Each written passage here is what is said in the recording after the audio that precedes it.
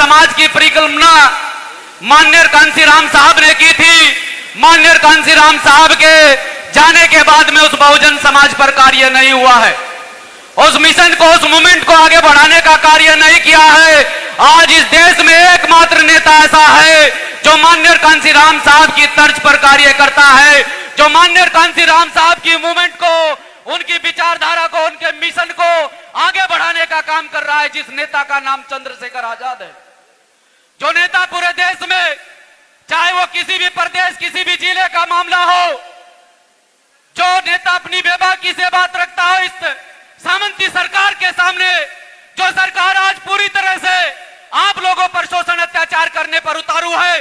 जो सरकार आपके नेता को टारगेट करते हुए आपके नेता पर हमला तक करवाती है, वो नेता जो आपका सुरक्षा कवच बनकर खड़ा है, उस नेता को ये सरकार मिटाना चाहती है। और मैं यहाँ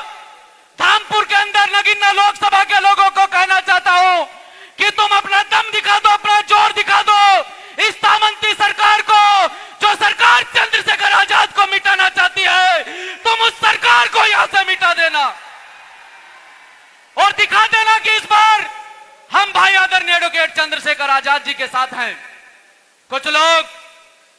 जो माननीय कांसीराम साहब के मिशन को लगातार भटकाते आए हैं, जिन्होंने माननीय कांसीराम साहब के मिशन के साथ में सौदा किया है, उनके मिशन को गिरवी रखा है। आज वो भाई चंद्रशेखर आजाद को कमजोर करने के लिए आप ही के गृह जनपद में दूसरी रैलियों का आयोजन करते हैं। अरे मैं कहना चाहता हूं आप लोगों को कि थोड़ी देर में आपके बीच में आपके महबूब नेता आदरणीय एडवोकेट चंद्रशेखर आजाद पहुंचने वाले हैं। और मुझे जैसे जैसे यहाँ भीड़ बढ़ती नजर आ रही है, बाहर हमारे साथी लोग बहुत भारी संख्या में बाहर खड़े हुए हैं और बहुत भारी संख्या में रास्तों में है, तो ये रिकॉर्ड तोड़ प्रोग्राम होने वाला है। यह तमाचा है उन लोगों के मुंह पर जो चंद्रशेखर आजाद को कमजोर करना चाहते हैं, जो चाहते हैं कि देश के अंदर बहुजनों का नेता पैदा न हो, जो चाहते हैं कि इस देश के अंदर यह कमजोर वर्ग, यह दलित वर्ग, यह पिछड़ा वर्ग, यह मुस्लिम समाज के लोग इसी तरह से पिटते रहे, इसी तरह से उनकी गुलामी करते रहे। ये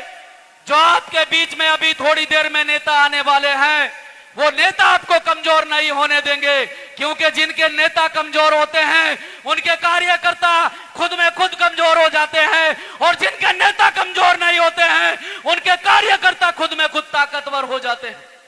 और यहाँ चंद्रशेखर आजाद का प्रत्येक कार्यकर्ता ताकतवर है। वो कार्यकर्ता जो जमीनी स्तर पर कार्य करता है और जमीनी स्तर पर लोगों की समस्याओं को सुनता है और भीम आर्मी के माध्यम से लोगों की समस्याओं को सुनकर उनकी समस्याओं का समाधान करता है। साथियों, आप इसी तरह से इस कारवां को आगे बढ़ाते रहें, इसी तरह से अपने नेता को मजबूत करते रहें। वो दिन दूर नहीं कि जो सपना बाबा साहब डॉक्टर अंबेडकर साहब ने देखा था, जो सपना माननीय कांसीराम साहब ने देखा था, जिस सपने को चकनाचूर माननीय कांसीराम साहब के मिशन का सौदा करके हमारे समाज के नेताओं ने उस सपने को चकनाचूर किया है। उस सपने को साकार करने के लिए, उस सपने को साकार करने के लिए आपके बीच में चंद्रशेखर आजाद जी आने वाले हैं। तो नगीना लोकसभा के प्रत्येक साथी को कहना चाहता हूं कि कमर कस लो साथियों, आपके बीच में आपका नेतृत्व करने के लिए